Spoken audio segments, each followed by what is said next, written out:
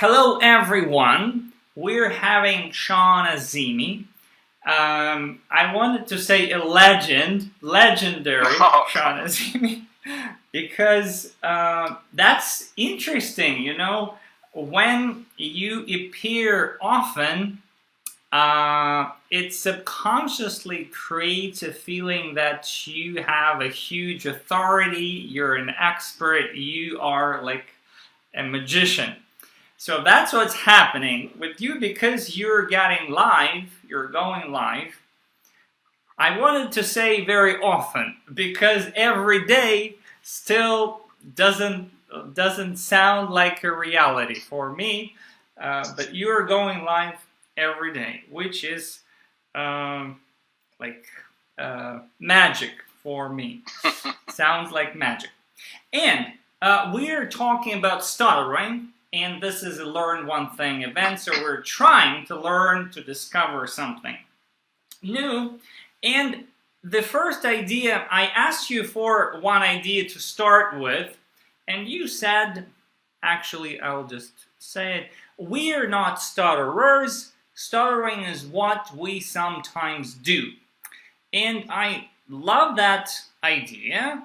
To me, it sounds like our life should not be consumed by stuttering. That's how I understand it. Is that the right understanding, or you mean something different by saying this? Well, I'm glad to be on your show. I watch you all the time, so I appreciate your stuff. Thank you for having me on the show. The whole notion of we're not stutterers comes from a place where what we identify with as individuals, right? So if you identify yourself as a stutterer, then it's so much harder to do away with that because you feel like it's part of you. You feel like you identify with stuttering. Therefore, it's really hard for you to disconnect, if you would, right? So if you carry that I am a stutterer, it's something that you identify with, then you're going to say, well, you know what, this is who I am, and therefore I have to accept it the way it is, and there's not much more I can do about it. However, if you go about saying, well, I stutter, I stutter maybe 23 hours out of 24 hours in a day, or I stutter 10 minutes in a day, right? Whether you say it's not important how much you stutter. It's important how you define it into your life. Mm-hmm. So I have friends that barely can speak a word, right? And I was in that stage between the age of, I'd say 13 to 25, 26. I was just like that. I could barely speak a word. I had to grasp for air. I had the facial gestures, the whole 9 yards, right? But you can say I stutter often. I stutter all the time. I stutter like every 10 seconds. I stutter on every word. Or you can say I'm a stutterer. Just even if you just don't believe the concept, just hear what I say and see how it resonates with you. How does it sit on you? If you say I stutter, how much does that weigh versus I am a stutterer? See, now all of a sudden it weighs like a ton. It feels like you can't get away from it. Does that make sense? Yeah, but can I ask you maybe straight away, has this always been the case for you? Like this mindset, this idea, or it's something you've developed? And what was before? Question. And what was before that, maybe? That's a good question. So I did a whole live on my whole stuttering story, like how it all came about and when I found out and all that.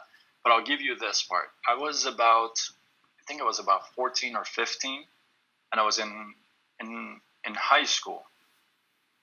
And that's when they noticed that I stutter, because I didn't know what it was. I just thought that I don't speak the same as everybody else, right? So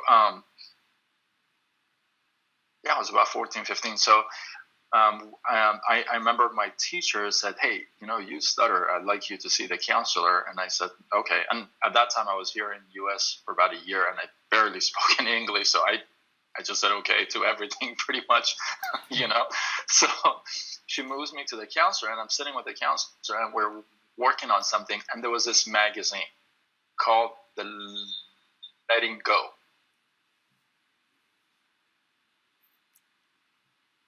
And I remember still dings. Sorry.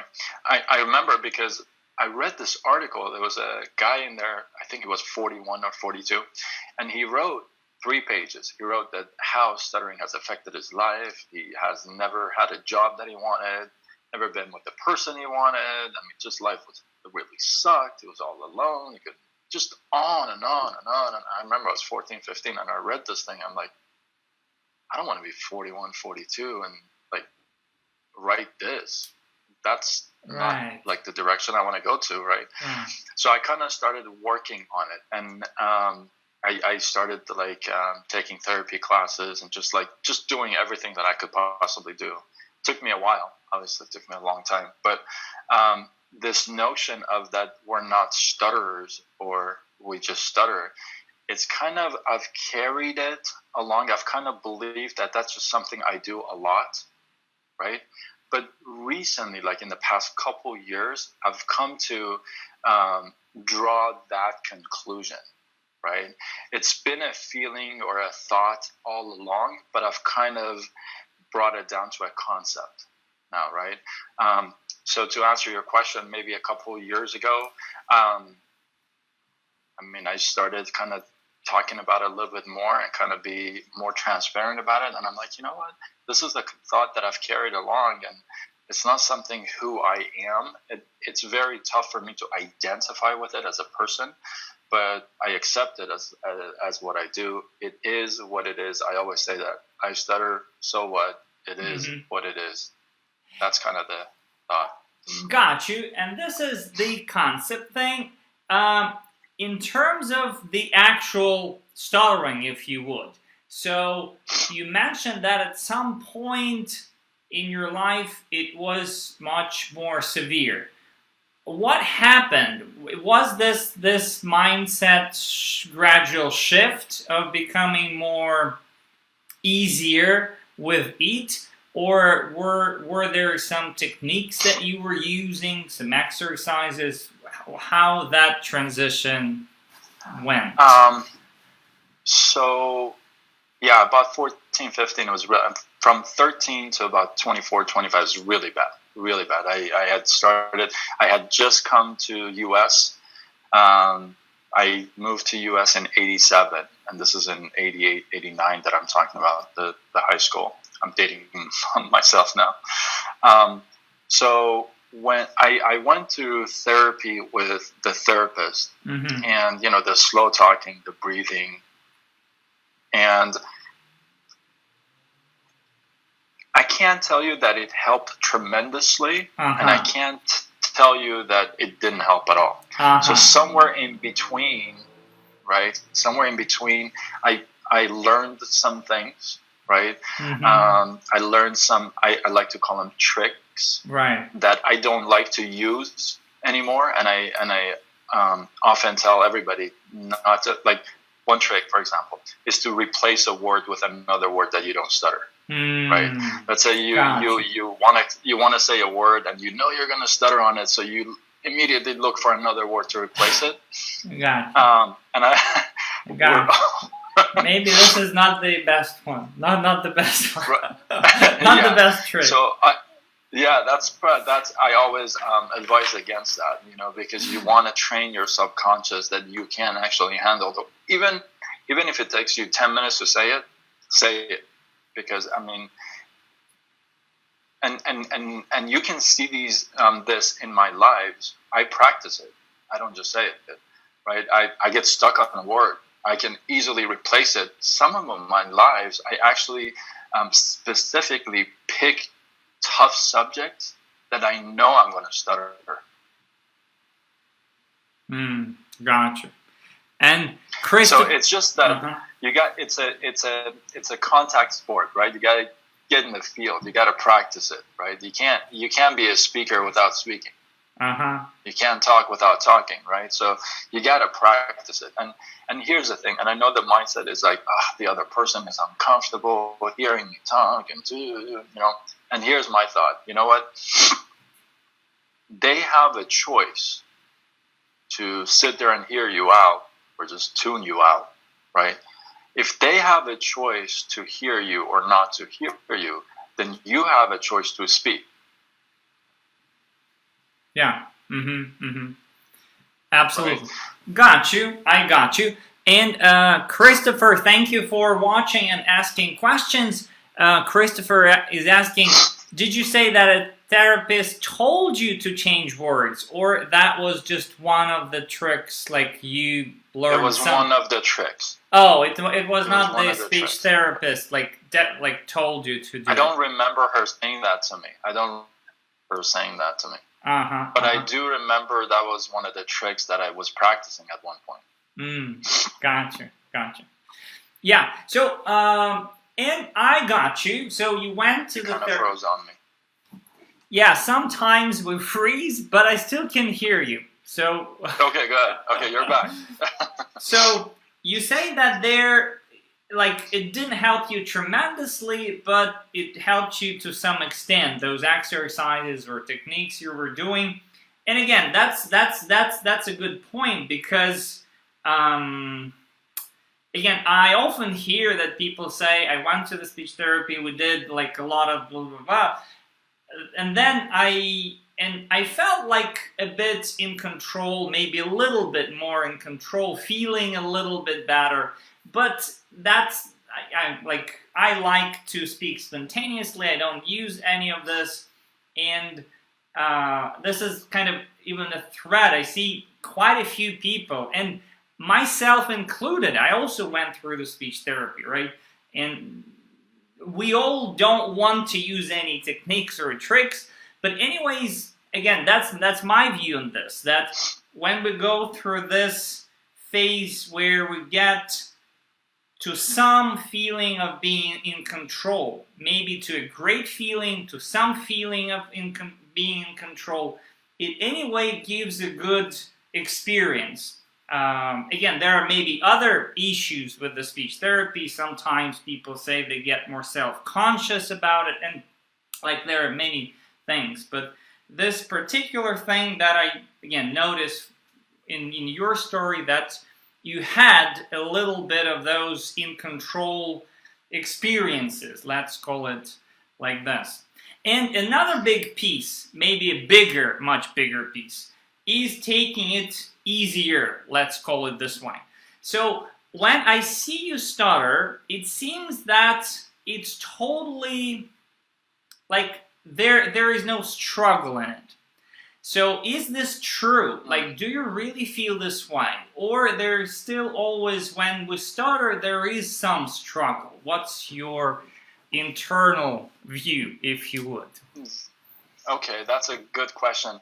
I want to go back to the therapy for 1 second, because I understand nowadays, versus 30 years ago, nowadays, the science is really advanced and there's a lot more options, right? Now, here's one thing I will share with you.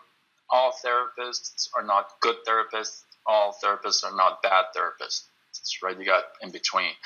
Not everything you hear from a therapist is going to work for you, and not everything you hear from a therapist is going to be junk either, right? So here's the way I look at it. It's like a grocery store, right? You go and pick and choose what works for you, what you want to use, right? And it's the difference between, and I want to stress this, it's one thing to use tricks, it's another thing to get skilled. You see, that's different. See, I can use a trick not to stutter, but then I can develop my skills. Yeah. Right? Yeah. So how you do that is, listen, you go to 10 therapists if you have to. Yeah. You pick up one Yeah. from this guy, Yeah. one from that guy. I listen to you. I listen to other people. I hear what I want to pick and choose, Yeah. and that's how you put it all together for you, Yeah. right? Because otherwise, you're not going to be able to go to, like, you go to a sandwich shop and you order a sandwich, you pick and choose what you want. You got no mayo, no pickles. You just pick and choose. It's the same thing with the therapist. Yeah. You can't just go in there and do everything they say, because you know what? Some of the stuff doesn't work for you. Yeah. It just won't, right? So you pick and you choose what's going to work for you, and then you practice that. Yeah. Yeah. Right? You develop it. Now, the other question you asked is, do I still have that internal?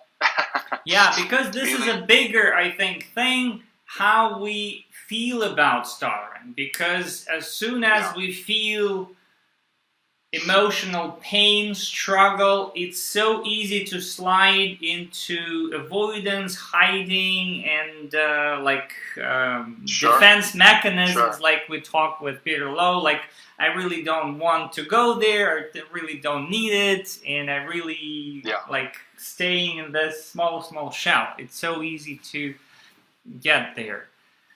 Yeah.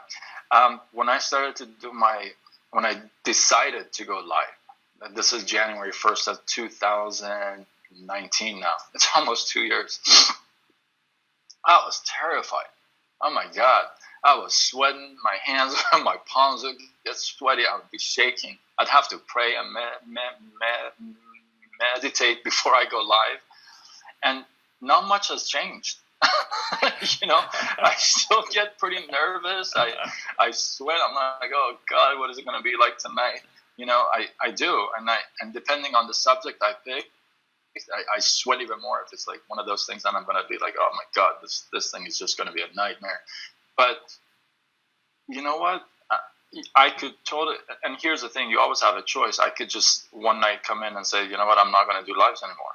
Yeah, that's me. And that's me. And that's me. And I'd be sitting at a corner and watch other people do lives, right? But then I wouldn't get any, like, I'm going to hold you responsible now. Okay. But you're doing great. But the other thing is, I could do that, but then you have to see if your goal is to help your stuttering, you have to see what helps your stuttering. I did a live a while back, and the title of the live was, I don't remember the title, but it was about an athlete in England that was an Olympic athlete and a rower, a boat rower, and they never won, ever, in like 30, 40 years, right? And this guy changes around, and the only thing he says is that everything I do from this point on, it has to move the boat faster. Yeah. I remember this and story. I know you watched that. I know you watched that because you commented. I love this story. Yeah. Right? So if your boat is stuttering, then you gotta like move the boat. If you're not gonna talk, guess what? The boat ain't gonna move, right? So yeah, I can say, okay, well, it's tough, right? And I could just sit there, right? But then that's not gonna move my boat any closer. So you gotta decide, because it's your boat, right? So if you're comfortable where you are with your speech today, then don't do anything. I mean, it's not really simple, right? Yeah. Don't do anything. But if there's a little tiny bit that you're not comfortable with, then I would say find a way to fix it, or at least help it, right? Again, when you accept the fact that you stutter, you're not a stutterer, you stutter, you're like, okay, well, I stutter. Well, today is going to be one of those days, or not one of those days, right? You know you're going to, right? You accept it, right? Yeah. You embrace it. You're like, this is what I do. How often? I don't know, right? But that's because here's the reason why you're not a stutterer, and I'll still go back to that, is because you don't do it 24 hours a day, 7 days a week, on every single word, on every single situation. When you're talking to yourself, when you're reading aloud to yourself, when you're in the shower, you're talking to your friend. I mean, you don't do it all the time, so you can't be that person. Something you do a lot, maybe, right? So I still, Mm-hmm. when you are put in a situation, especially as somebody who stutters, when you're put in a situation in front of other people, whether it's a camera or live, naturally you're gonna feel that. Even if you have a fluent speech now, it's just gonna circle you back, and you're like, oh, it's gonna come in, right? Now, preparation and your skill set is gonna offset it, right? You're gonna say, you know what? I've done 1.5 years worth of lives. How worse can it be? I'll do another one, right? Or you can say, I've done 1 live. How worse can it be? It can be worse than yesterday. I'll do another one, right? Or I had a conversation with somebody. I stuttered. Well, you know what? I got 1 out of the way, right? So you can always look to move your boat in what you do. And can I ask you, I really don't want to take much of your time. I know I'm taking your lunch time, That's okay. So it's precious. That's okay. But when you face, do you face some situations that you feel like way more anxiety and you feel like this is a hard situation? And how do you deal with those situations? Oh, man. Yeah. So I have a day job and then I have a side gig, right? So my day job consists of being on the phone all day long. So I'm in the mortgage business, and so I talk to borrowers who want to refinance their home, get a reverse mortgage or this or that, right? So every time we have a certain script that we go through, and for me, the most toughest thing is to read something out loud. If you see my lives, if I'm reading my notes, I stutter a lot more than I'm talking freestyle. Wow. So for me, it's really hard to read out loud. It's really difficult to read out loud. And I have to do that all day, every day. Wow. I got to do that all day, every phone call that comes in, I sweat it out. There's words that in that script that I still struggle with. Like, to give you an example, I really struggle with the number 7. Right? So when I got the job, my extension started with the 7. Man, I was sweating. I'm like, how am I going to do this every day, all day? So I asked them, I said, I stutter. I really would like this extension changed, because that's the first thing that I would have to say, and it would be a mess. So they did that. So what I'm saying is that I struggle. I sweat. I mean, it's tough. But then what I've also found is you got to use it to your advantage.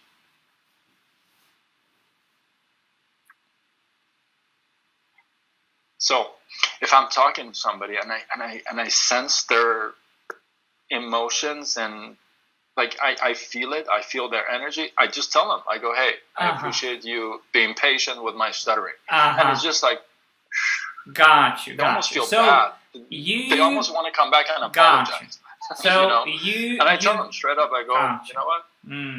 So you've mastered the disclosure, what I call active positive disclosure. There's nothing wrong. There's nothing wrong with saying it. In fact, if you say it, you'll probably stutter less, because you don't have to constantly try to hide it. Gotcha. Right? Like, oh, the person already knows. So I'm just gonna go. Right? So it makes you like. I used to do trainings for the sales group, right? And they asked me to do it. So the first one was like, oh my goodness, I'm gonna stand up in front of people and like teach this stuff. It's like a nightmare. So I started telling everybody right off the bat, I stutter throughout the training, and I found that more people would come up to me at the end and say, "You didn't even stutter, bro." Right? Gotcha. Because I feel like it's like almost you always kind of want to hide it. Yeah, automatically. Right? It somehow naturally happens because you kind of don't want to show it, right? It's like it's just like it's like part of it. Naturally, because naturally we don't mean to stutter. Like there is no want. We don't want. Like there is no intention. So there's never intention. And if there is no intention, we naturally don't want to stutter. Like if we don't want to stutter, we don't like, and like it naturally happens. So we need to I think most of the time we're more embarrassed, than anything else. And I always say turn that embarrassment to embracement. Yeah. Gotcha. Right? Embrace it instead of being embarrassed by it. And again, I really don't want to take much of your time. A big question I really want to ask you, because oftentimes when I invite people, they like share their story, and this is a bit of some developed stage of where we can talk about it. If we go back, because there is always with stuttering, like we can always say that there is a choice where our life is pretty much consumed with stuttering, and where we can say we have a lot of freedom, even if we stutter, feeling a lot of freedom. So you are, again, the example that shows that freedom. If you go back, what could be the first steps for people who stutter to try to get on this path, really step on this path and feel that their life doesn't have to be consumed? Because it's easy to say, okay, I'll start my new life tomorrow, but tomorrow I stutter, I feel bad, and it's like a circle. We come back to it. What are the initial steps, or maybe what were the initial steps for you? Maybe if you can trace that. I think and I talked about this. I think I did a podcast about a year ago with Rama about this. But I think that the really first thing is really you got to accept it, right? You got to say, Mom, I got this thing, not try to say, oh, I don't got it, I got to hide it, you know what I mean? Yeah. If you embrace it and say, well, I got this thing. I stutter. Oh, well, I do. Yeah. What else can you do? You do, right? So that's the first thing. If you can handle that, then it makes it a little bit easier for the rest. Yeah. But if you constantly if you stutter and you're constantly trying to separate yourself and hide it and push it, it's just not going to work, because it's going to be constant resistance. You can't work with something that you're resisting all the time, right? So if you say, okay, well, I'll do what I do, so what? Okay, now the next thing is okay, this is what I do. This is not who I am. This is what I do. So if it is what you do, you can work on the things you do. You see, you can work on those things. I go to the gym. You can work on that. I eat healthy food. You can work on that. I stutter. You can work on that, right? I wake up early. You can work on the things you do. So if you say, okay, well, this is what I do. Oh, well, okay. Part of my life, not me, but part of my life, I stutter often, not so often, what have you. Yeah. But it's not who I am, right? Then you can say, okay, it's part of my life. I do it. Well, do I want to continue to do it, or do I want to kind of work on it? And that's where the bridge comes in. That's where you got to push yourself, because you can't just go to a therapist once and say, okay, well, it's magic, I'm good now. It's just not going to happen. Who does that? If that was the case, everybody would be fixed. It just wouldn't happen. Anything in life, it's just not going to happen like that, right? You don't brush your teeth once and you say, well, I'm good for a year. You go, So the same thing here is you accept it. You're part of my life. It's what I do, right? Now, do I want to keep doing it, or do I want to work on it, right? And if you want to keep doing it, then do nothing. Just do whatever you're doing, right? You don't have to stress yourself. You don't have to go through a therapist. You don't really have to do much, because you're well, oh well, right? But if you're somebody who's saying, you know what, this kind of sucks, I kind of want to work on it. It's like this. You look in front of a mirror and you say, you know what, I'm kind of fat. I got to work on that. Yeah. And you start going to the gym. It's not like you go to the gym once and you're like, well, I'm in shape now, right? Like, I stutter. I want to work on that. I'm going to learn. I'm going to join the groups. I'm going to practice some stuff. Some stuff is going to work for me. Some stuff is going to suck. Some stuff is going to make me even worse, right? But then I'm going to find what actually works for me. Yeah. Yeah, I think that's beautiful. That's gold. And again, it seems kind of obvious, and many people will say, yes, I stutter, but that's really hard to admit, accept, acknowledge. And that's why I think, and there are two big pieces. The one is actual stuttering, which we still think that we're doing much better than, like, again, when we see ourselves, it feels like much more painful than we think it is. And the second big part is the, again, hiding, avoidance, which is hard to acknowledge, again. So this is also part of stuttering. And to see that and acknowledge is so hard, but when you can see both, like the way you really speak and some, like, fear, not like hiding, avoidance, when you can see it and acknowledge, that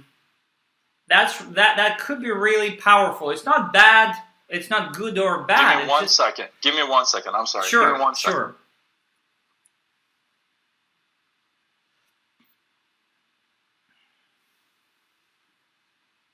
Sorry, I'm back.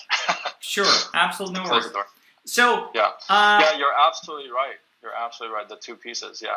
And that's why, again, maybe a very simple exercise is to start recording yourself, like making videos. Because when you make a video, what happens, first of all, you see yourself. And for many people, it's a shock. They think, no, this is not me. I don't like the way I look, the way I sound. And like, to be really okay with yourself, to see yourself, accept yourself, and like, yes, this is you, and you're beautiful. So this, like, acceptance of real you could be very powerful, both with the physical part and this avoidance part, because we somehow don't want to look at this. Imagining that we look somehow differently.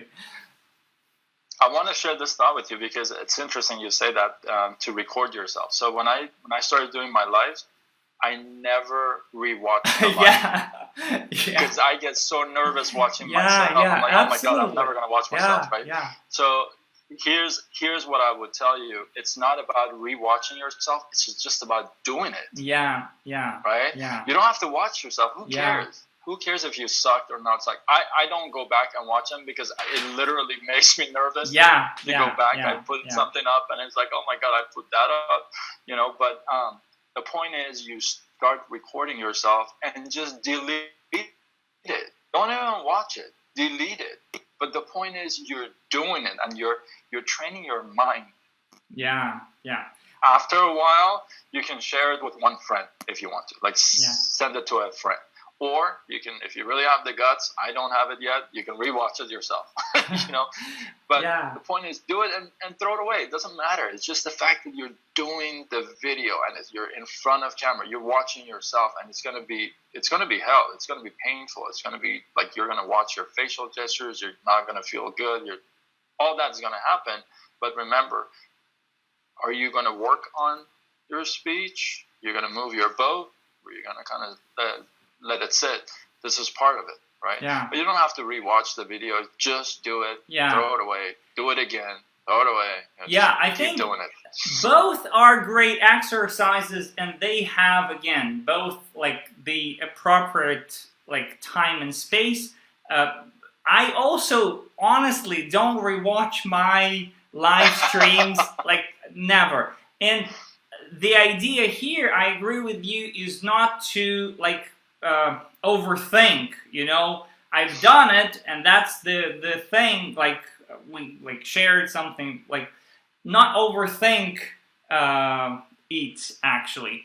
But again, for some people, recording for the first time might be a big revelation that they actually see themselves, like how they breathe, how exactly what's going on with the structure of their speaking, because oftentimes it feels like speaking happens by itself. I don't understand what's going on. And when you look at yourself, wow, I kind of start a little bit understand it better. So if we talk about, again, trying to feel it as a skill and work on it, like maybe that's, again, one of the things. Again, not, I do see it more like acceptance thing rather than working on the physical part, because just, So, I really don't want to take much of your time. Much of your time. I think we covered my main questions. And I mean, we could talk a lot about how to start, how to embark, how to like step on the journey. But probably again, the best advice and encouragement is actually like doing and showing and leading by doing. When people see that it's possible to get on a call and talk like every day and stutter with ease and bring the message and be expressive and be be human, not being rigid and feeling, oh, I stuttered. So when they see that it's possible, they try to kind of think how they also can bring that into their life. Like, what are the ways to do it? Just remember, turn your embarrassment into embracement, right? So don't be embarrassed by it. Embrace it. Know that you have it. It is what it is. You got it now. How often you do it, you can work on that part, right? So again, accepting it, because if you accept it, then you can work on it. If you don't accept it, you're going to constantly reject it. And if you reject something, you can't work on it. You can't work on something you reject, right? So if you keep saying, no, I'm going to hide it, it's just not going to work, because you won't be able to work on it, right? If it's out, if it's open, if it's on your plate, then you can work on it. Otherwise, it's just really, you're going through circles. You may be going through them motions, but you're not moving that boat faster, right? The whole goal is to do things to improve, get better, skilled, not tricks, right? That's the whole important point. And the first step, nobody got to where we are by not doing anything. We did stuff, and some stuff worked, some stuff didn't, and I had some really dark years and had some really good years, and I've had some really bad days and good, it just, that's part of it. Again, that's part of accepting it. If you know that's going to happen, then you just know it's going to happen, and you just work on your skill set and your mindset so that can carry you when that happens. Yeah. And maybe the last thing to mention, maybe to ask or to mention, is that I noticed that people who stutter, who are trying to be more active, they somehow magically, get inclined and move towards personal development. And I think it's because a huge part of stuttering is that invisible part that we still are dealing with, and that's why we are becoming more interested in this personal development field. Or you see it differently, how, because your lives are all about personal development, as I see that.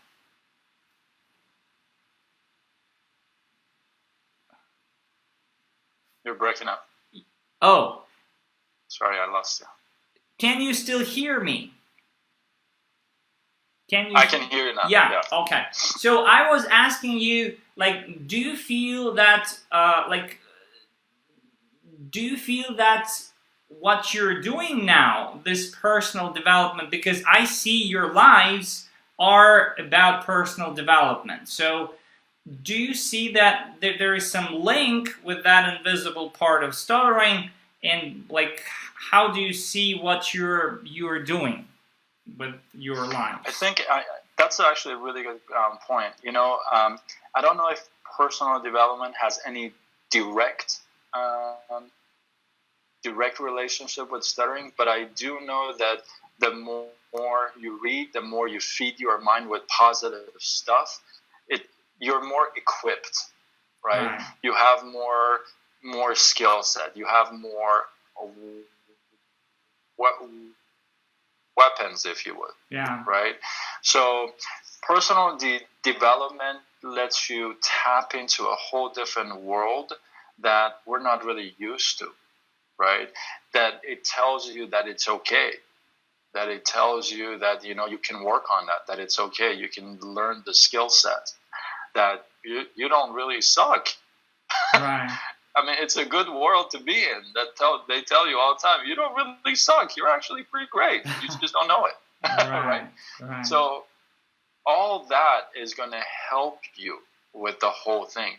Not one thing is going to be directly related to stuttering, but so many things can, you know, help it or harm it or make it worse, right? And personal development is something you can apply in real life. You know, you can and heck, at the end of the day, doesn't hurt to read a book or two. Right? It doesn't hurt. But personal development is a huge part of my life, and I feel like if I didn't have that part, and there was a time, I mean, a huge part of my life, I didn't have it. But when I got introduced to it, when I got introduced to it, I was like, what is this world? Like, what the heck just happened? Like, all this stuff, I can't take all this positive stuff, like, you know.